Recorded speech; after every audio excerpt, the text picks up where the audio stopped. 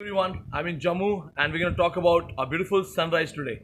Yes, I hope you understand the beauty of sun. Many of you are from states, villages, and you admire this the rising sun that inspires you a lot and gives you a message.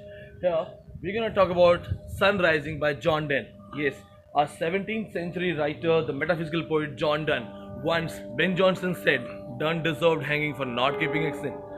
John Donne was fond of using final E, which was propounded by Chaucer. Chaucer would use extra E in every word, and that's how Chaucer would play with the spellings.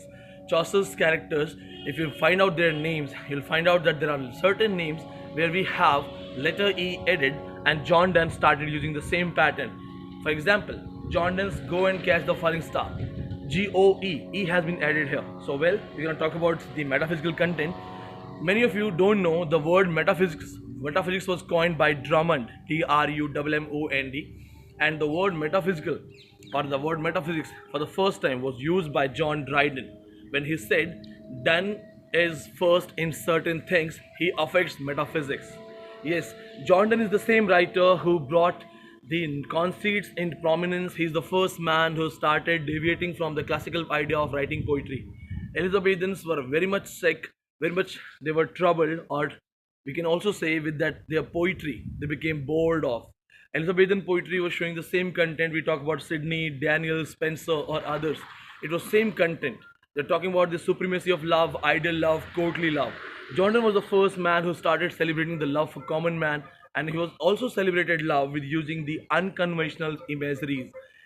Great writers have said that John Donne, he was the man of learning and he wanted to show his learning. There's the exact quotation that metaphysicals were the man of learning and to show their learning was their whole endeavor. Well, we're going to talk about Sun Rising here. And in Sun Rising, as you all know that it's written by John Donne, a 17th century poem. In the very opening line, John Donne says, busy old fool, unruly sun. So look at the sun once again, and what if I'm the lover and I just look at the sun and I say, busy old fool, unruly son, saucy, pedantic, raised. Why do you do so? Thou has no manners. Jordan says that you are old fool. You're taking round of the world. You are doing your duty. You are always busy and you do not understand. You are wretched. You are somebody who is obstinate and you have no manners. Imagine a 17th century scholar is talking to God, Sun, the god of war, Apollo, and he says that you have no manners. He says that you peep through the windows. We are the lovers. You should not peep through the windows. He simply says that son must go to the king's men, the driver of the king, the cart rider of the king, and he should tell the king will ride. Come on, tiger, don't do this. Come here, come here. Don't do this, don't do this. Let me record a video. I'm talking to. Say hi, say hi, say hi. Come on, say hi. So we're talking about those things as he says that go to the farmers, go to the school boys because they have some work related to the morning, but we are the lovers. And he says that you should not disturb the lovers by peeping through the window. This is not a part of manners, it's not adequate.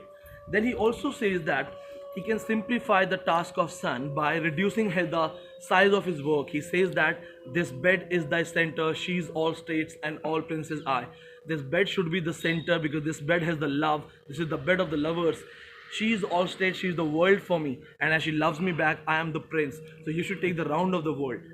He also reminds son that you must not be proud of your bright rays. He says that you can be proud of your bright rays, but you must understand the countenance of my beloved is brighter than you. And he also says that he could eclipse you with a wink, but he says that I will not do it because for a second even I cannot afford to lose the sight of my beloved. So this is how you have to read Sun Rising. You must understand. He talks about Indian minerals. He talks about the other countries, islands. He tells the sun to go to certain areas of the world. This proves that metaphysicals were exactly the man of learning, and they kept on trying to show their knowledge through their works. Walter Scott once said, as Elizabethans had played with words, metaphysicals played with thought. Just like John Keats, a thought to him was an experience. It is John Donne. An image for him was an experience. So this is for Sun Rising, John Donne. Thank you so much. Take care.